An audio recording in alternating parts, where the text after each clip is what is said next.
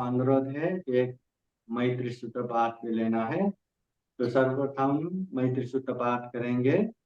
बुद्ध धम्म संघ के अनंत गुण धम्म और आशीर्वाद से भरा हुआ इस परित्राण के अनुभव से आप सभी के जीवन में बुद्ध का आशीर्वाद रहे, धम्म का आशीर्वाद रहे, संघ का आशीर्वाद रहे।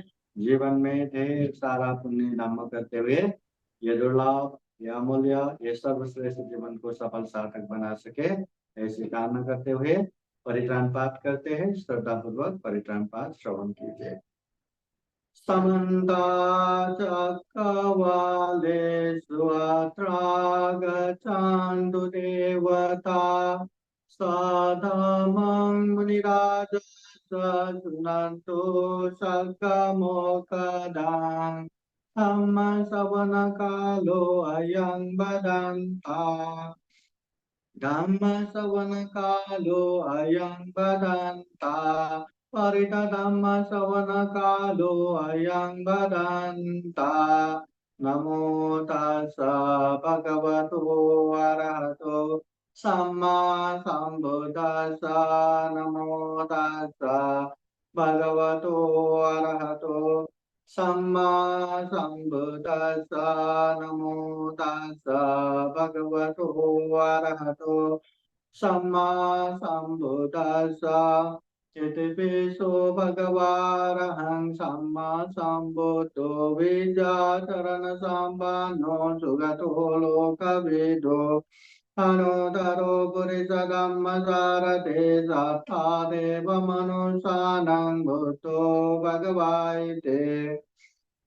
स्वाखातो भगवता नमो सन्दितिको अकालिको एहि पार्श्विकोपनयिको पततं वेदितापो पुण्यो एते। सुपतिपन्नो भगवतो सावक संघो उजुपतिपन्नो भगवतो सावक संघो न्यायपतिपन्नो भगवतो सावक संघो सामीचिपतिपन्नो भगवतो सावक संघो। यदिदं चत्वारि पुरुषयुगानि अथा पुरुषपुगला एष भगवतो सावक संघो। नाहुनेयो पाहुनेयो दाक्षिणेयो अंजलिकरणीयो अनुदरं पुण्यक्षेत्रं लोकसाते। येतेन सहस्रवज्रेण शोथिते होतु सर्वदा येतेन सहस्रवज्रेण सर्वदुःख सर्वभय सर्वरोगो विनाशतो। येतेन सहस्रवज्रेण होतु ते जयमङ्गलम्। करणीयमथ कुशलेन यन्तं शान्तं पदं अभिसमेत सकोजो चतुजो च सुवसु च समुद्वनतिमानि सन्दो सको च सुपरो च अपकीर्तो च सल्लौकौदे चान्देन्द्रियो च निपको च अपगब्बो कुलेष्वननुगिद्धो न च कुतं समादरे किञ्चेन विඤ्ඤो परे उपवदय्यम्। सुखिनो वाक्यमिनो वन्तु सर्वे सता भवन्तु सुखिताता। एकेचिपानभूताति दशावतावरावा अनवशेषा दीर्घा वा एव महन्ता वा मध्यमा रसकानुकतुला देता वा एवादिष्ठा ये चतुरे वसन्ति अभिदूरे भूता वा सम्भवेशि वा सर्वे सता भवन्तु सुखिताता। न परो परं निगूपेथ नातिमन्येत कथचिनं कञ्चित् व्यारोचनावधिकसंज्ञानान्यमन्या स दुःखमिच्छय मादाय तानि अम्बुतां आयुषा एकभूतमनुरक्ष्ये। एवं सर्वभूतेषु मानसं भावये अपरिमाणं मेतं च सर्वलोकस्मिन् मानसं भावये अपरिमाणम्।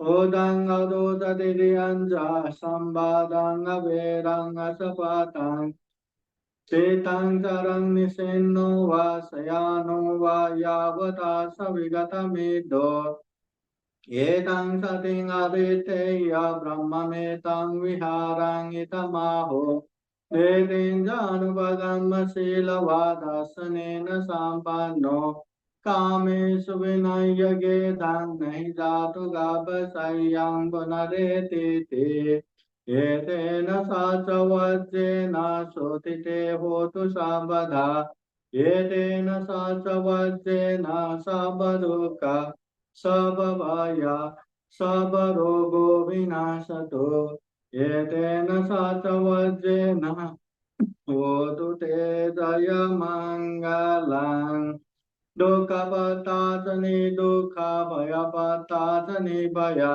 शोकपताचनि शोकवन्तु सापे पिपानिनो एतावता साम्येहि सम्पदं पुण्यसम्पदं सापे देवानुमोदन्तु सर्वसम्पत्तिसिद्धिया दानं ददन्तु सप्ताय शीलं रक्षन्तु सर्वदा पावना विरतावन्तु गच्छन्तु देवता गता सापे भूता बलवता पच्चेकानं च यं बलं अरहन्तानं च ते तेन रक्षं वन्दामि सर्वशो आकाशता च बुम्मता देवानागमहितिका पुण्यं तं अनुमोदयित्वा चिरं रक्षन्तु बुद्धशासनम् आकाशता च बुम्मता देवानागमहितिका पुण्यं तं अनुमोदयित्वा चिरं रक्षन्तु धम्मदेशनम्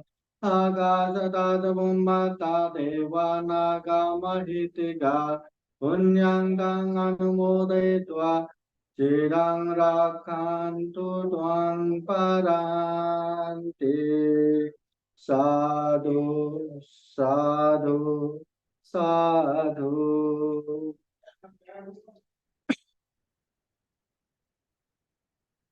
कामदेशना शुरू करते हैं।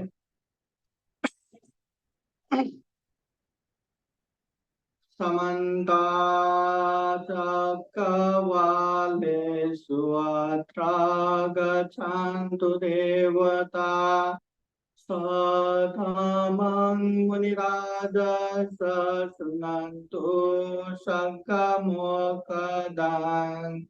धम्मश्रवणकालो अयं वदन्ता धम्मश्रवणकालो अयं वदन्ता धम्मश्रवणकालो अयं वदन्ता नमो तस्सा भगवतो अरहतो सम्मा सम्बुद्धास्सा नमो तस्सा भगवतो अरहतो सम्मा सम्बुद्धास्सा नमो तस्सा भगवतो अरहतो सम्मा सम्बुद्धास्सा।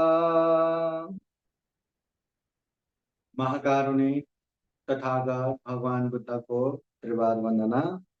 महाकारुणिक तथागत बुद्ध द्वारा देशित सुआख्यात धम्म को त्रिवार वंदना। महाकारुणिक तथागत बुद्ध के आर्य श्रावक संघ को त्रिवार वंदना। परम पूजनीय बोधिसत्व डॉक्टर बाबा साहब अम्बेडकर आज के कार्यक्रम में प्रत्यक्ष अप्रत्यक्ष जुड़े हुए संपूर्ण श्रद्धा संपन्न बुद्धि संपन्न उपासक उपासिकाएं। महाकारुणिक तथागत बुद्ध सारे धर्म को सारांश में ला के एक ही गाथा द्वारा उपदेश देते हैं और वो गाथा बौद्ध जगत में इस तरह से आते हैं। सब पाप सकरण कुशल संपदा सचित परियोदपनं ये तं भूतान शासनं। सब पाप स अकरण सभी प्रकार के पाप ना करना। कुशल से उपसंपदा जो अच्छे है, जो पुण्य है, उसे करना। सचित परियोदपना, अपने चित्त को परिशुद्ध रखना। ये तम बुद्धान शासनम, ये बुद्धों का शासन है, शिक्षा है, धम्म है, उपदेश है। सभी बुद्धों का, जितने भी पहले बुद्ध बन चुके हैं, जो भी अभी बुद्ध है, जो भी भविष्य में आने वाले बुद्ध है, सारे बुद्धों का यही सारांश उपदेश है। पाप न करो, पुण्य करो, चित्त परिशुद्ध रखो। इसमें सारे बुद्धों का शिक्षा, सारे धर्म का उपदेश समाहित है। उपासक उपासिकाएं, आज हम महाकारुणिक तथागत बुद्ध द्वारा देशित यही धम्म के विषय में हम चर्चा करते हैं। धम्म, धम्म किसे कहते हैं? यहाँ देखा जाए तो अनेक अनेक चीज को भी धम्म कहते हैं।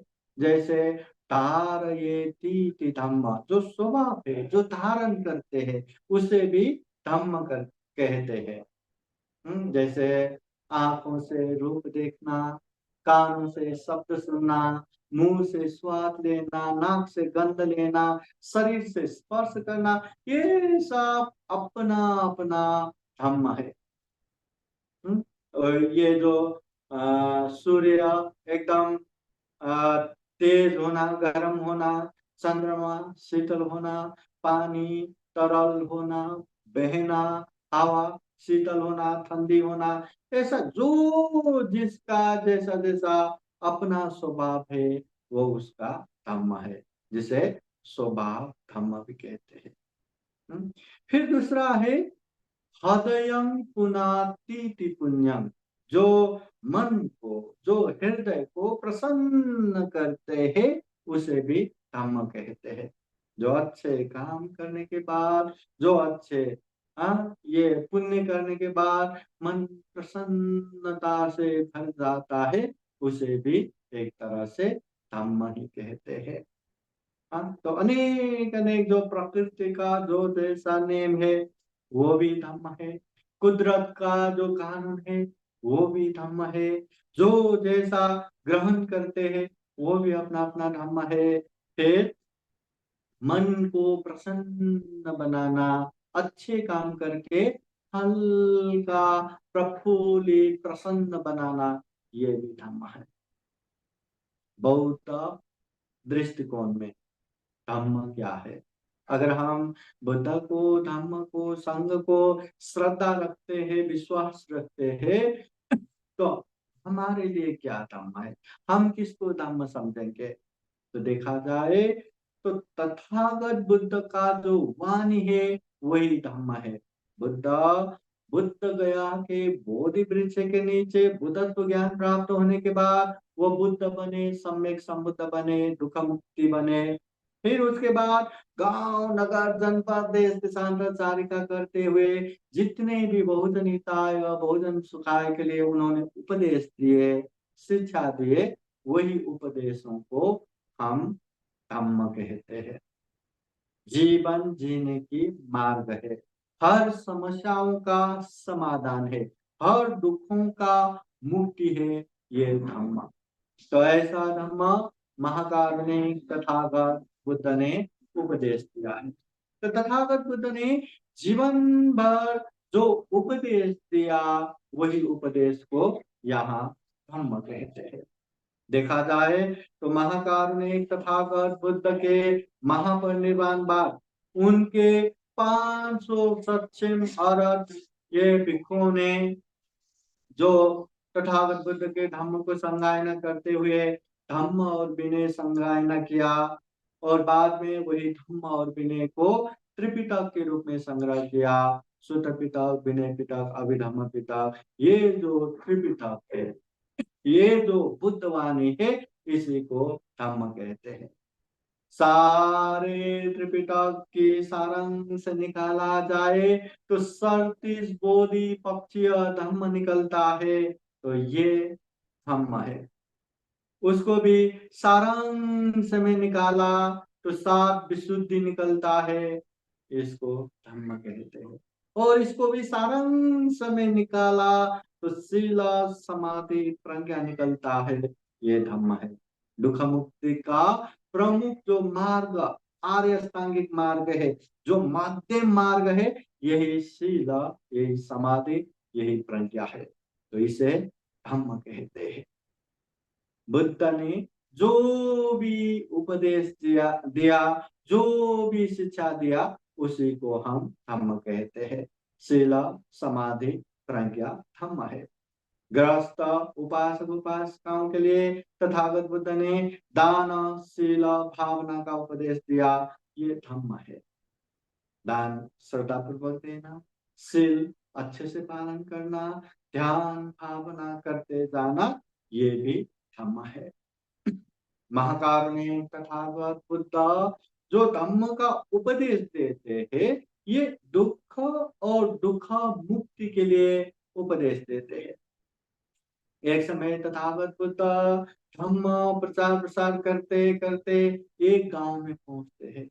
वो कालाम का गांव। तो वो कालामों के गांव में पहुंचने के बाद वहां ढेर सारे लोग जमा होते हैं और जमा हुए लोगों में कुछ लोग तथागत बुद्ध से पूछते हैं, भगवान, इस कालाम गांव में ढेर सारे लोग अपना अपना धर्म का उपदेश देने आते हैं और हर कोई अपना धर्म ही श्रेष्ठ, अपना धर्म ही उत्तम बोलते हैं। वास्तव में कौन सा धर्म श्रेष्ठ है, कौन सा धर्म उत्तम है?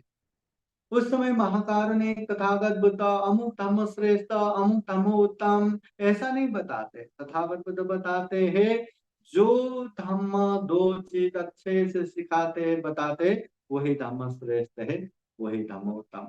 वो दो कौन सा? बुद्ध कहते हैं, दुख और दुख मुक्ति। जो भी धर्म हमारे दुख को अच्छे से बताता हो और दुखों से मुक्ति का मार्ग भी बताता हो, तो वही धम्म श्रेष्ठ है, वही धम्म उत्तम है। उस समय महाकारुणिक तथागत बुद्ध उन लोगों को उपदेश देते हैं कि उपासक उपासिकाएं कोई भी बातें पहले से चले आए हैं, परंपरा से चले आए करके आंख बंद करके स्वीकार करना नहीं है। बताने वालों ने खूब अच्छे से बताया, ओ हमारे धर्म गुरु ने बताया, हमारे धर्म ग्रंथ में उल्लेख है करके आंख बंद करके स्वीकार करना नहीं है। बताने वालों ने खूब न्याय संगत बताया, खूब तर्क संगत बताया, खूब बुद्धि संगत बताया। जैसा मैं चाहता था वैसा ही बताया करके आंख बंद करके स्वीकार करना नहीं है। कोई भी हो, कैसे भी हो, कितने भी अच्छे से बताया हो, आंख बंद करके स्वीकार करना नहीं है। तथागत बुद्ध कहते हैं, हम मनुष्य है, हम में चिंतन मनन शक्ति है, विवेक बुद्धि है, प्रज्ञा है, हर चीज को अच्छा बुरा कुशल अकुशल हम सोच सकते हैं। अगर जो हम सुन रहे हैं अच्छे से चिंतन मनन करने के बाद ये तो अच्छा है, ये तो कल्याणकारी है, इसे पालन करेंगे तो खुद का भी कल्याण होगा, अपनों का भी कल्याण होगा, तब जाके उसको स्वीकार करना और पालन भी करना है। दो चीज है। पहले अच्छा बुरा है ये जांचो, अगर अच्छा है तो पालन करो। अरे अच्छा तो है पर इसको मैं स्टॉक में रखता हूँ, बाद में पालन करूंगा, या मेरे रिटायर्ड लाइफ में पालन करूंगा, मेरे बुढ़ापे में पालन करूंगा, अभी मेरे पास टाइम नहीं है, मैं बहुत ही बिजी हूँ, ऐसे ही रखने के लिए ये धर्म नहीं है। अगर अच्छा लगे तो पालन करते जाओ। और पालन हम कोई भी काम करे, कहीं भी रहे, घर में बाहर में, काम करने वाले भी घर में काम करे, बाहर काम करे, या पढ़ने वाले हो या पढ़ाने वाले हो, या छोटे हो जवान हो बूढ़े हो, हर कोई तथागत बुद्ध के धर्म को पालन कर सकते हैं।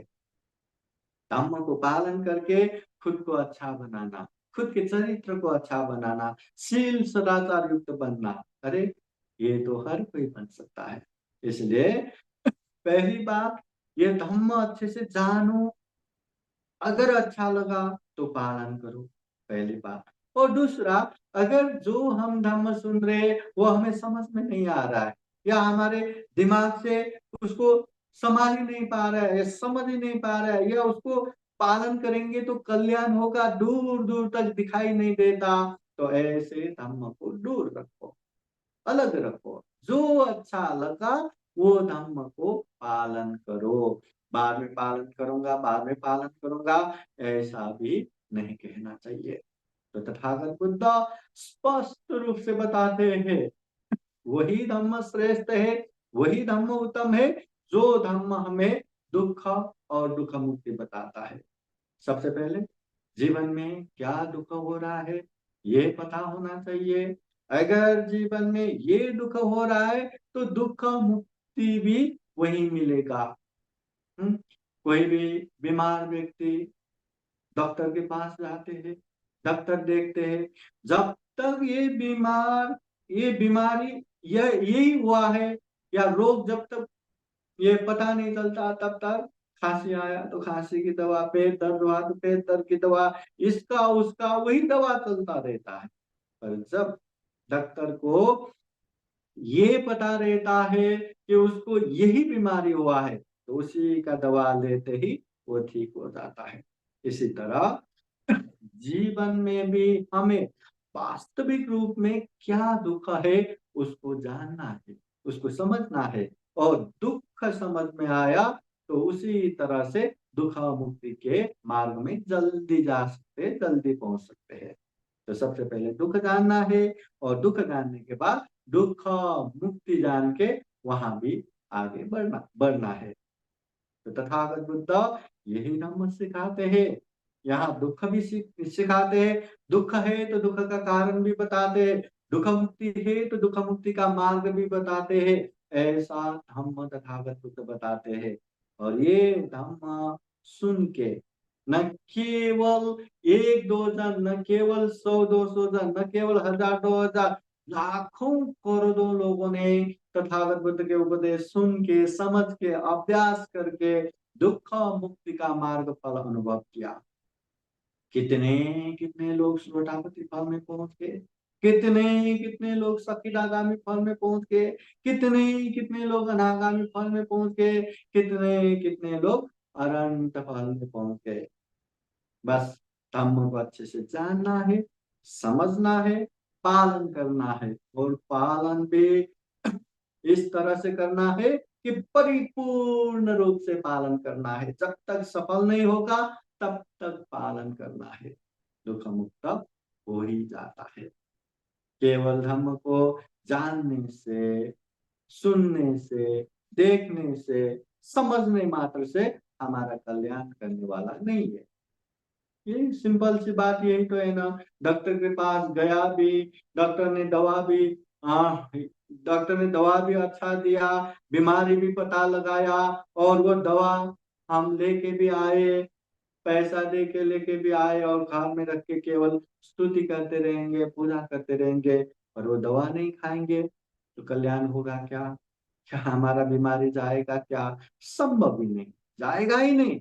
हाँ, इसलिए जब तक वो दवा खाएंगे नहीं तब तक वो दवा का लाभ हमें बिल्कुल भी नहीं मिलेगा, कितना भी अच्छा दवा हो, कितने भी बड़े डॉक्टर ने दिया हो। उसी तरह ये धम्म भी कितना भी अच्छा धम्म हो, कितने भी बड़े सम्यक संबुद्ध ने, तथागत बुद्ध ने ही उपदेश दिया हो, जब तक इसको धारण नहीं करेंगे, जब तक इसको पालन नहीं करेंगे, ये धम्म हमारा बिल्कुल भी कल्याण करने वाला नहीं है। याद रखिए। इसलिए धम्म को जानना है, पालन भी करना है। इसलिए तथागत बुद्ध बार बार बार बार समझाते हैं, ये जो धम्म है त्रिविध धम्म है, तीन तह है इसमें। सबसे पहले परियति धम्म, उसके बाद प्रतिपत्ति धम्म, उसके बाद प्रतिवेद धम्म। सबसे पहले परियति, जो भी धम्म है उसको अच्छे से जानना है, समझना है, देखना है, पढ़ना है, सुनना है, अच्छे से जानना है। ये परियति। तथागत बुद्ध के धम्मों को जानना, तथागत बुद्ध के त्रिपिटक को पढ़ना, त्रिपिटक को समझना, त्रिपिटक को सुनना, कैसे भी हो ये धम्म को अच्छे से जानना, ये परियति।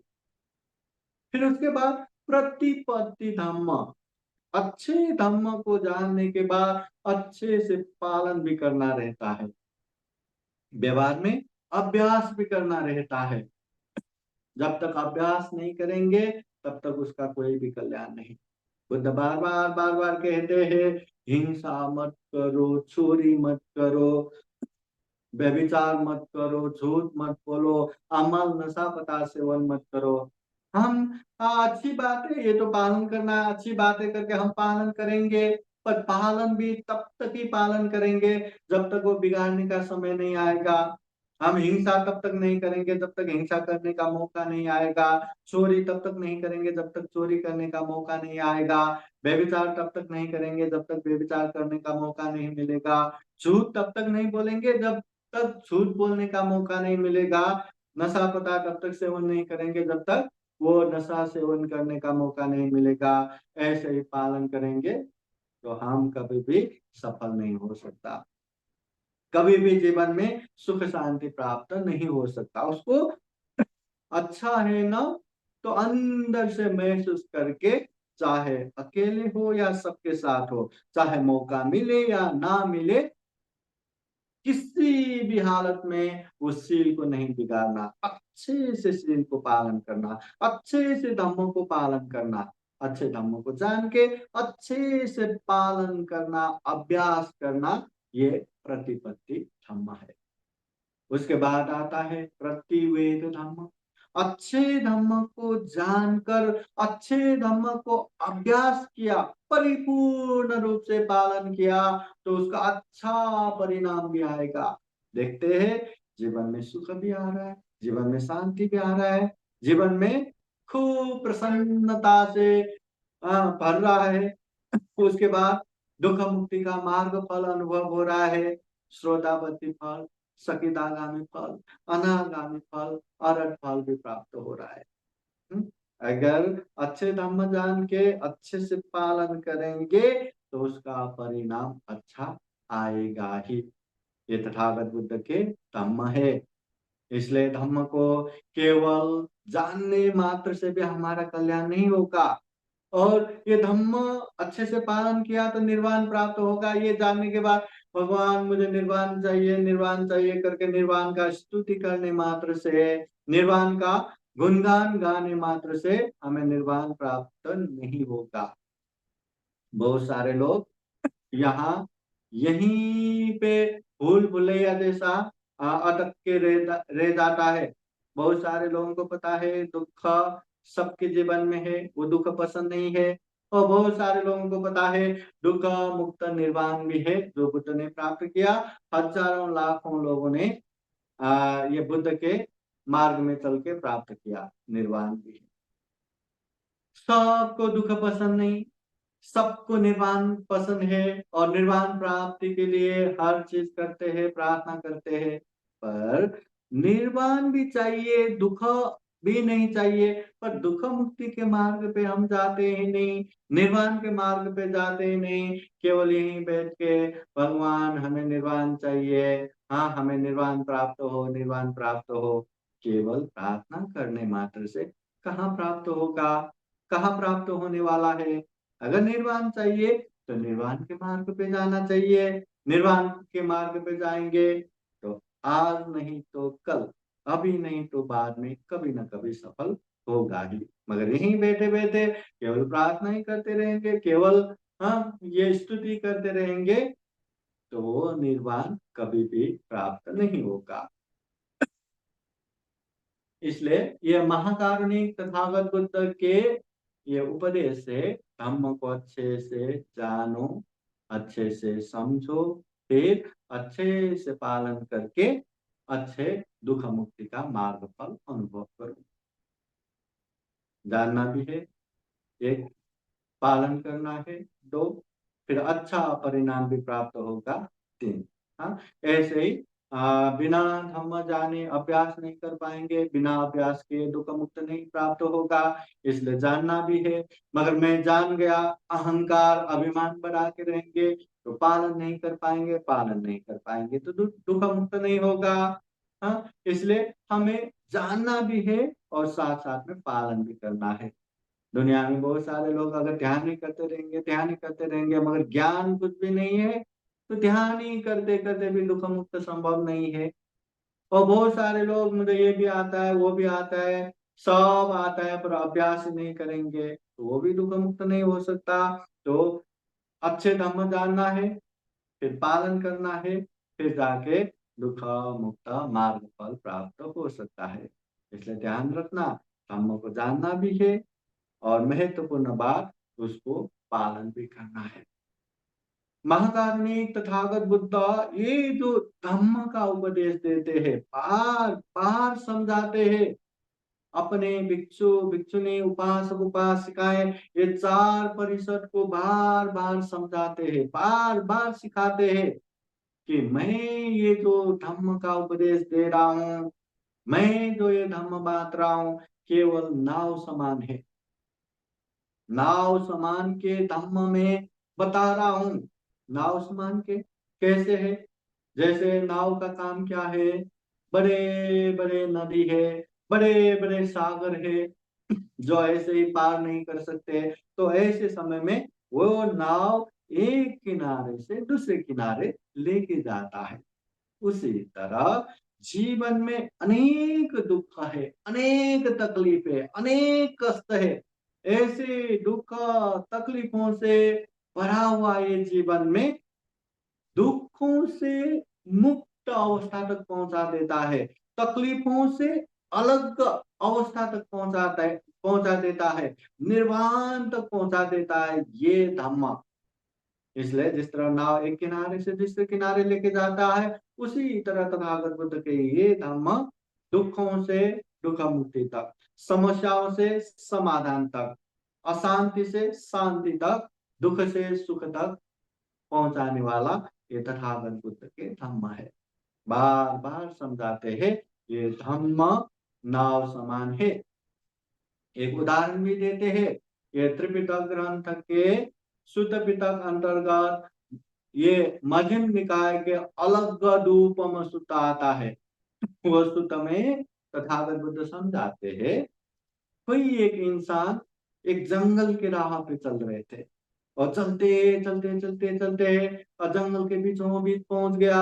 अभी जंगल का राह बोले तो लोग वहां ज्यादा चलता नहीं और ज्यादा आना जाना नहीं होता, तो वहां पे घास अनेक पेड़ पौधे आ जाता है, रास्ता कहाँ अच्छे से दिखाई देता है।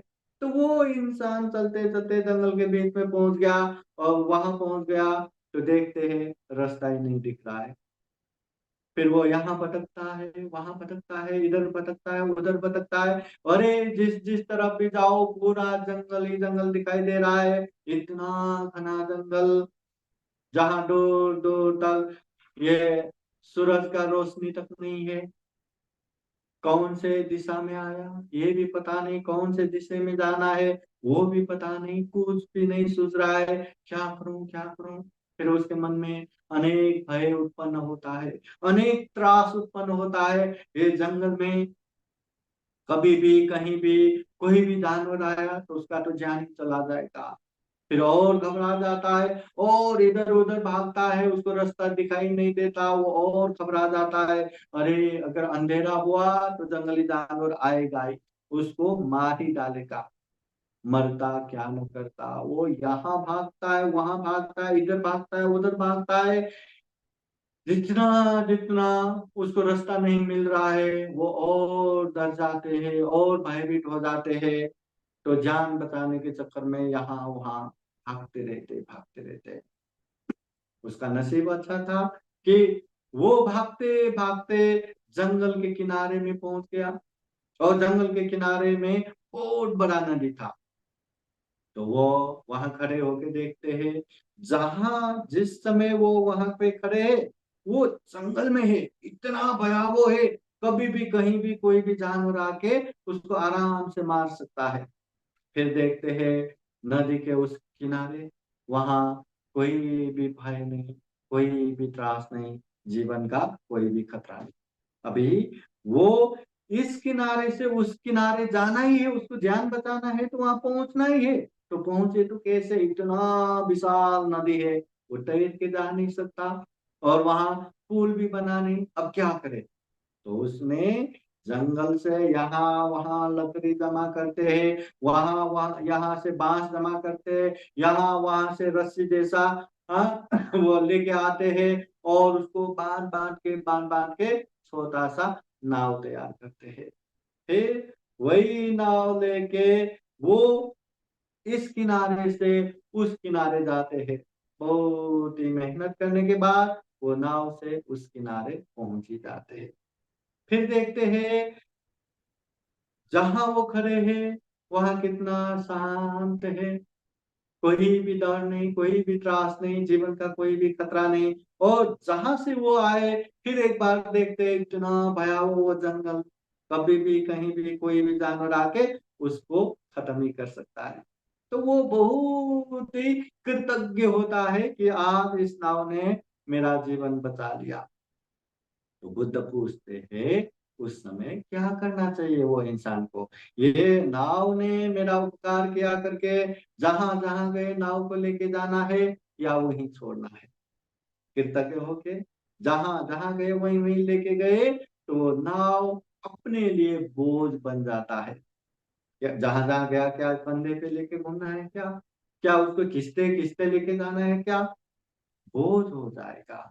नाव का काम है नदी आर पार करना। इसलिए जिस तरह मेरे लिए ये नाव काम आया दूसरों को भी काम आया करके वहीं छोड़ के जाना चाहिए। नाव को कंधे पे लेके नहीं घूमना चाहिए। इसी तरह तथागत बुद्ध कहते हैं धम्म का एकमात्र उपाय जीवन में अनेक दुख कष्ट है, वो दुख कष्टों से मुक्त, दुख मुक्ति के मार्ग या जो निर्वाण है वहां पहुंचने का मार्ग है ये धम्म। धम्म का प्रमुख टारगेट वही है, दुखों से मुक्ति तक जाना। मगर यही धम्म को अपने कंधे पे लेके सर पे लेके, हाँ हमारा बुद्ध है, हम बौद्ध है, हाँ बुद्ध इतना बड़ा है, तुम्हारा ऐसा है, उसका ऐसा है, किसी ने बुद्ध को ऐसे बोला वैसा बोला, उससे झगड़ते रहेंगे, ऐसे करते रहेंगे। तो बुद्ध कितना भी बड़ा हो, बुद्ध के धम्म कितना भी दुख मुक्ति का मार्ग हो, हमारे जीवन में कोई काम आने वाला नहीं। हम दुख मुक्त हो ही नहीं पाएंगे।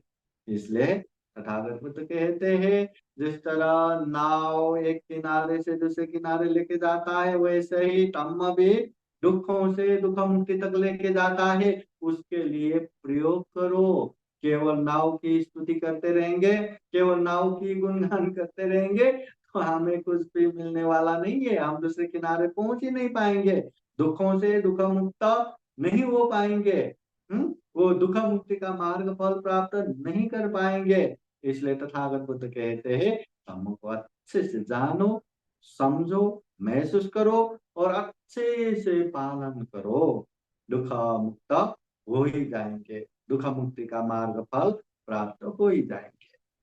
महाकारुणिक तथागत बुद्ध ने ये जो धम्म का उपदेश दिया है सारांश में धम्म का 6 गुण जो हम बुद्ध वर्णना करते समय भी धम्म वर्णना करते हैं, उसमें जो छोटा सा हम पूजा या गाथा लेते हैं उसमें सारे धम्मों का सारांश 6 गुण धम्म आता है। वो गाथा हम कैसे लेते हैं? स्वाकातो भगवता धम्मो संदिथिको अकालिको ये हि पास्को पनैको पश्चातं वेदिताभो विद्युति।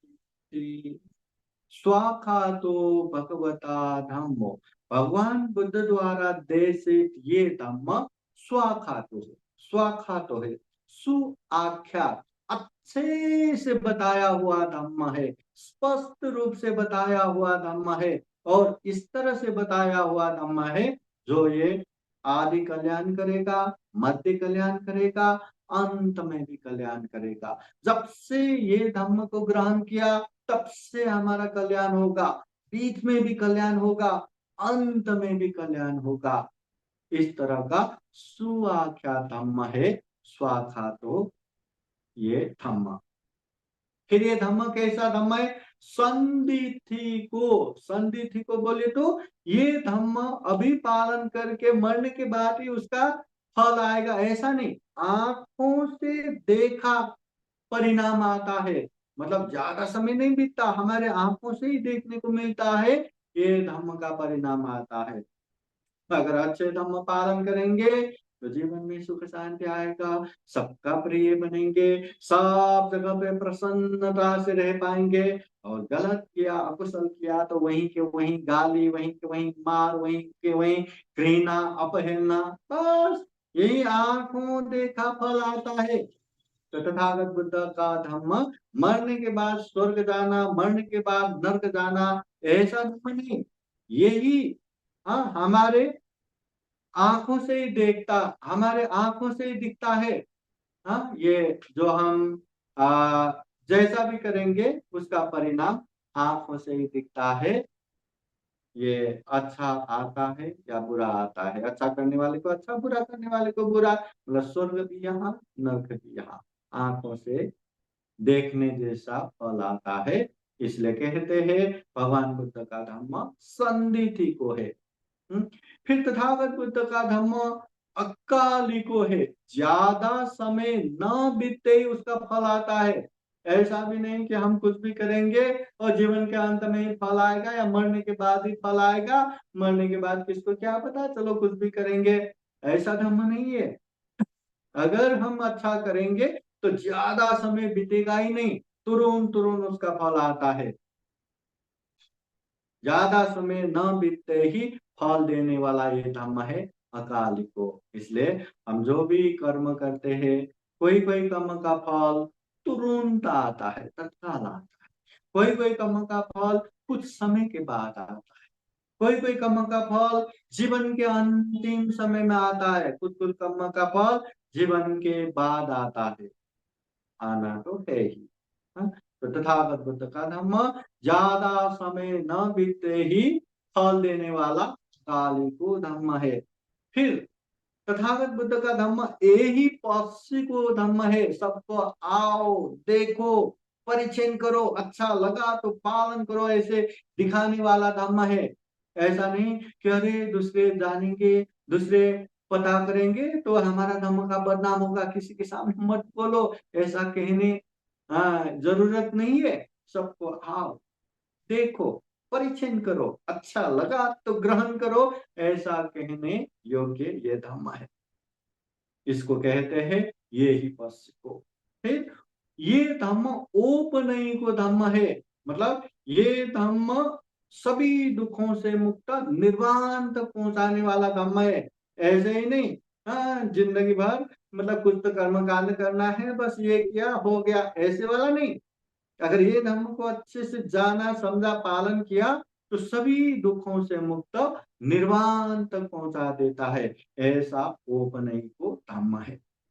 फिर ये धम्म है पच्चतंग वेदितव्यो विन्यो ही, विद्वान लोग भी, पंडित लोगों को भी अपने आप अनुभव से जानने योग्य ये धम्म है। कितना भी विद्वान रहने दो, कितना भी पंडित रहने दो, अपने अनुभव से जान के समझ के लेने योग्य ये धम्म है। इसलिए ये महाकारुणिक तथागत बुद्ध जो धम्म का उपदेश देते हैं, ये स्वाख्यात तो सुआख्यात धम्म है।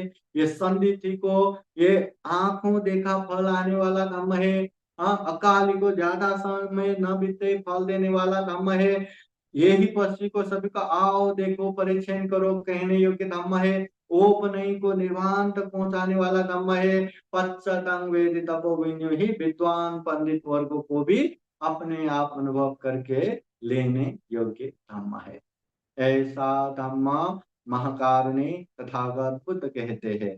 और तथागत बुद्ध बार बार ये भी कहते हैं, यो धम्मं पश्यति सो मं पश्यति।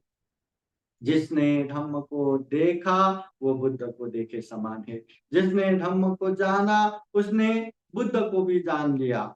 इसलिए धम्म धम्म अच्छे से जानेंगे, अच्छे से समझेंगे तो हम बुद्ध को भी समझ पाएंगे, बुद्ध को भी जान पाएंगे, बुद्ध को भी देख पाएंगे। इसलिए ये धम्म को हमें अच्छे से जानना है, अच्छे से समझना है, अच्छे से पालन करना है, तभी ये धम्म हमारे लिए कल्याणकारी साबित होगा। ये धम्म हमें दुख मुक्ति के मार्ग फल पहुंचाएगा, चाहे श्रोतापति हो, चाहे सफेदागामी फल हो, चाहे अनागामी फल हो, चाहे अरहत फल हो। तथागत बुद्ध के समय में जितने भी दुख मुक्त होके गया, चाहे वो सारिपुत्र, मौद्गल्य, अग्रश्राव भिक्षु हो, अनिरुद्ध, महाकाश्यप जैसे बड़े बड़े भिक्षु हो, चाहे उत्पल वर्णा, खेमा, पटाचारा, कृषा, गौतमी जैसी भिक्षुनिया हो, जितने भी भिक्षु हो, भिक्षुनिया हो, उपासक हो, उपासिकाएं हो, सब ने धम्म को अच्छे से जाना, धम्म को अच्छे से अनुभव किया, धम्म को अच्छे से ग्रहण करके पालन किया, तब जाके उन लोगों ने मार्ग फल प्राप्त किया, दुख मुक्त निर्वाण हो गया। ये विशाखा उम्र के 7 साल की उम्र में, छोटी सी उम्र में ही बुद्ध के उपदेश के श्रोतापति फल प्राप्त किया, धर्म चक्षु बोध किया। अनाथ पिंडिक महाजन तथागत बुद्ध को पहली बार मिलके ही श्रोतापति फल प्राप्त किया और इतना श्रद्धा उत्पन्न किया कि बुद्ध को अपने नगर श्रावस से लेके आने के लिए सोने की सिक्का बिछा के जेठ राजकुमार के बगीचा खरीद के वहां भव्य दिव्य विहार बना के दान दिया था। ये सारिपुत्र, मौद्गल्य, ये धम्मा हेतु बहुवादे संहेतु तथागत बुद्ध के एक धम्म की वाणी सुन के ही श्रोतापति फल प्राप्त किया और बाद में भिक्षु बन के 1 हफ्ते और 2 हफ्ते बाद ये मौद्गल्य और सारिपुत्र दोनों दुख मुक्त आनंद हो गए। उसी तरह ये कृषा गौतम, ये पताचारा, ये उत्पल वर्णा, ये खेमा, सारे के सारे लोगों ने तथागत बुद्ध के उपदेश सुनने को मिला, कहीं ना कहीं से तथागत बुद्ध का उपदेश सुनने को मिला, अच्छे से जान लिया, अभ्यास किया, फिर दुख मुक्ति के मार्ग फल में प्राप्त हो गया, बाद में भिक्षुनी बन के दुख मुक्त भी हो गया। दुनिया में ऐसे बहुत सारे लोग हैं जिसने धम्म को अच्छे से जाना, धम्म को अच्छे से समझा, धम्म को अच्छे से पालन किया और जीवन को धन्य धन्य बनाया। मगर जिसने धम्म को अच्छे से नहीं जाना, जानने का मौका मिला तो भी पालन नहीं किया, पालन करने का मौका मिला तो भी परिपूर्ण रूप से पालन नहीं किया, वो तो कोरा का कोरा ही रह गया, दुख मुक्ति का मार्ग फल प्राप्त ही नहीं कर पाया। जैसे देवदत्त भिक्षु देखो, बुद्ध के शिष्य बन के, बुद्ध के भाई बन के इतना नजदीक रहने का मौका मिला, फिर भी अहंकार की वजह से इतना पाप कर बैठा कि वो तो ज्ञान प्राप्ति तो दूर की बात है, पंच महापाप करके महाअविंची नरक में तक पतन हो गया। इसलिए जब तक ये धम्म को हम अच्छे से जानेंगे नहीं, समझेंगे नहीं, पालन नहीं करेंगे, ये धम्म हमारा कल्याण करने वाला नहीं है। केवल बुद्ध को वंदना करने मात्र से, बुद्ध की पूजा करने मात्र से, बुद्ध की स्तुति करने मात्र से बुद्ध तथास्तु करके वरदान देने वाला नहीं है। अगर वो बुद्ध के धम्म को हमने अच्छे से जाना, समझा, पालन किया तो हमारे लिए वही वरदान हो गया जिससे हमेशा हमें सुख देगा, शांति देगा, दुख मुक्ति के मार्ग फल की तरफ निरंतर आगे लेके जाएगा। इसलिए हमको पालन करना है, पालन करने से पहले खूब अच्छे से जानना है। एक बार हमेशा याद रखना, अगर कोई विद्यार्थी 10 क्लास का एग्जाम दे रहा हो या फाइनल एग्जाम दे रहा हो और अच्छे से पढ़ लिखने के बाद भी वो फेल हो गया तो उसके लिए बहुत बड़ी बात है, पर वो फिर भी दूसरी बार एग्जाम दे सकते हैं। कोई व्यक्ति बाहर देश में जा रहे हैं और भागते भागते एयरपोर्ट पहुंचते पहुंचते भी वो प्लेन निकल गया, पहुंचने के लिए लेट हो गया तो उसके लिए बहुत बड़ी मुसीबत हो गया, फिर भी वो दूसरा प्लेन लेके फिर से जा सकते हैं। मगर एक बार गलत धम्म में लग के, गलत मार्ग में लग के ये जीवन खत्म हो गया तो हो गया, हो गया, फिर से अरे मेरा तो जीवन ही गलत राह पे खत्म हो गया, फिर एक बार वो जीवन वापस आ जाए, अभी तो मैं अच्छे मार्ग पे जाऊंगा, ऐसा वापस नहीं आता, किसी को भी बार बार मौका नहीं देता। इसलिए कहीं भी अच्छे से जाने से पहले कोई भी रास्ते में निकलने से पहले अच्छे से जानो समझो, ये अच्छा मार्ग है या गलत मार्ग है, पुण्य मार्ग है या पाप मार्ग है, इसमें हमारा कल्याण होने वाला है या हानि नुकसानी होने वाला है। अच्छे से जानो समझो, फिर जाके दृढ़ रूप से आगे बढ़ो, बाद में पछतावा करने की जरूरत नहीं पड़ेगा। इसलिए हम यही कामना करते हैं कि धम्म को हम जीवन में खूब अच्छे से जान सके, समझ सके, दिल से अनुभव कर सके, और अच्छे से धम्म को पालन करते हुए, परिपूर्ण होते हुए, सभी दुखों से मुक्त निर्वाण की तरफ निरंतर आगे बढ़ सके, और जीवन में ढेर सारा पुण्य धर्म करते हुए ये दुर्लभ या अमूल्य, ये सर्वश्रेष्ठ मनुष्य जीवन को सफल बना सके, सार्थक बना सके, ऐसी कामना करते हुए आज का ये धर्म देशना यही समापन करते हैं। सबका मंगल हो, सबका कल्याण हो। भवतु सबका मंगलम। धम्म देशना के अंत में आप सभी के जीवन में बुद्ध का आशीर्वाद रहे, धम्म का आशीर्वाद रहे, संघ का आशीर्वाद रहे, ऐसी कामना करते हुए बुद्धवाणी पाली गाथा द्वारा आशीर्वाद देते हैं। सब लोग ध्यान से हाथ जोड़ते हुए आशीर्वाद ग्रहण कीजिए। सवितयो विवजन्तु सब्ब रोगो विनाशतु माते भवतु अन्तरायो सुखी दीर्घायुको भव। भवतु सर्वमङ्गलं रक्षन्तु सर्वदेवता सर्वबुद्धानुभावेन सदा सोऽथि भवन्तु ते। भवतु सर्वमङ्गलं रक्षन्तु सर्वदेवता सर्वधर्मानुभावेन सदा सोऽथि भवन्तु ते। भवतु सर्वमङ्गलं रक्षन्तु सर्वदेवता सर्वसङ्गानुभावेन सदा सोऽथि भवन्तु ते। एचितं पाचितं तुय्यं क्षिप्रमेव समीचतु सवे पुरेन्तु चित्तसङ्कल्पः छन्दोपन्नरसो यथा आयुरारोग्य सम्पाति सर्ग सम्पातिमेव च अतो निब्बान सम्पाति इमिनाते समीचतु। साधु साधु साधु। बुद्धं नमामि, धम्मं नमामि, संघं नमामि, अहं वन्दामि सर्वदा।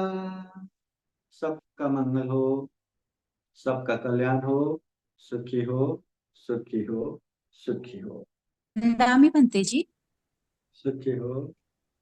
मुझे ये जानना था श्रोतापन्ना का क्या अर्थ होता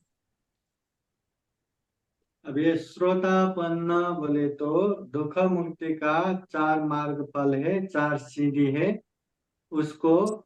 ये जैसे श्रोतापत्ति, सकितागामी, अनागामी, अरहत, ये चार मार्ग फल में सबसे पहला ये मार्ग फल है श्रोतापन्ना।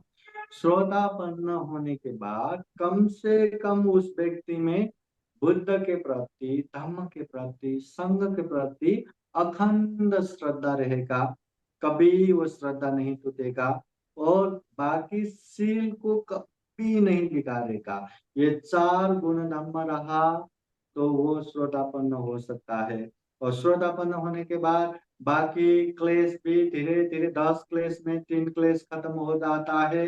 तो ऐसे क्लेश भी खत्म होते होते होते फिर वो श्रोतापन्न से ऊपर ऊपर पहुंच जाता है, तो कुछ क्लेश भी खत्म हो जाता है, और ये चार गुण धर्म भी रहता है, और वो निरंतर दुख मुक्त निर्वाण की तरफ ही जाने के लिए अभी तैयार हो गया। वो अभी कोई भी पाप नहीं करेगा जिससे वो दुर्गति होगा।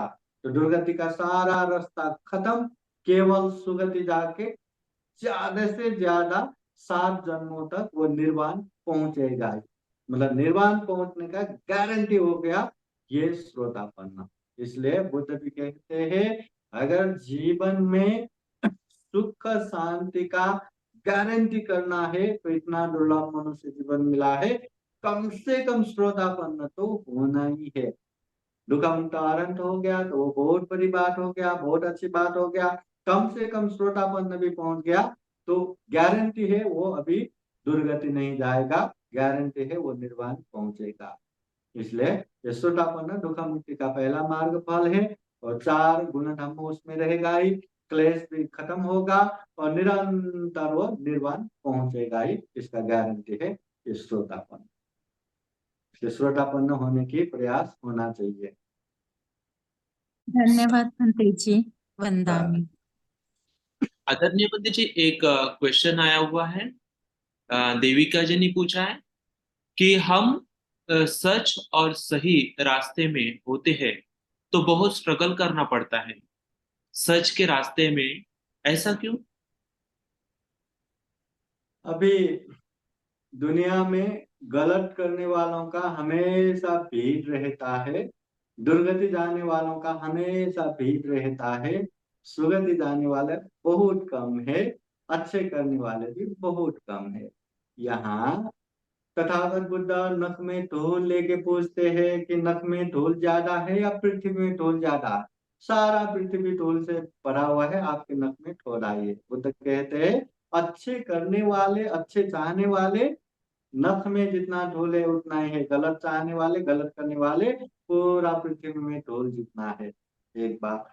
दूसरा, यहाँ हम अच्छा करें या गलत करें, निंदा करने वाला भी रहता है, प्रशंसा करने वाला भी रहेगा। आप अच्छा करेंगे तो अच्छा चाहने वाला आपका प्रशंसा करेगा, गलत चाहने वाला आपको निंदा करेगा। आप गलत करेंगे तो गलत चाहने वाले आपको प्रशंसा करेगा, मगर अच्छे चाहने वाले आपका निंदा करेगा। और सबसे महत्वपूर्ण बात, यहाँ गलत चाहने वाले चीख चीख के बोलते हैं, उसका निंदा भी एकदम चीख चीख के करते हैं, और अच्छे चाहने वाला प्रशंसा भी करते हैं तो शांत रूप से करते हैं। निंदा करते हैं तो मुंह से बोलते भी नहीं, हाँ थोड़ा दूर दूर रह के निंदा करते हैं। तो अच्छे करने वालों को गलत चाहने वाले हमेशा उसको दुख देगा, हमेशा उसका निंदा करेगा, हमेशा उसके वो जो अच्छा कर रहे उससे एकदम टांग खींचने के लिए हमेशा प्रयास करता रहेगा। इसलिए इस दुनिया में अच्छा चाहने वालों को अनेक अनेक बाधा आते रहते, अनेक अनेक विघ्न होता रहता है। बुद्ध की भाषा में उसको मार कहते हैं।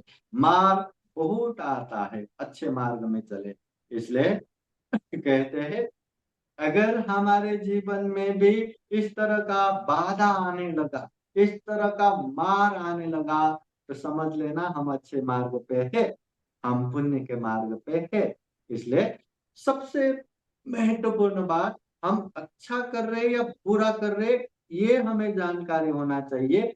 और अच्छा है तो कितना भी मार आने दो, कितना भी दुख तकलीफ होने दो, बस ये मार आ रहा है, मैं अच्छे ट्रैक पे हूँ, अच्छे लाइन पे हूँ, अभी मुझे और अच्छे से बढ़ना है, बस यही उद्देश्य लेके बढ़ना है। नहीं तो दुनिया ने बहुत दुख देना शुरू किया, बहुत तकलीफ देना शुरू किया, बहुत निंदा करना शुरू किया करके उसी में हम अटक रहेंगे, तो फिर अपना ये पुण्य कार्य का मार्ग कब छूट जाएगा पता है नहीं।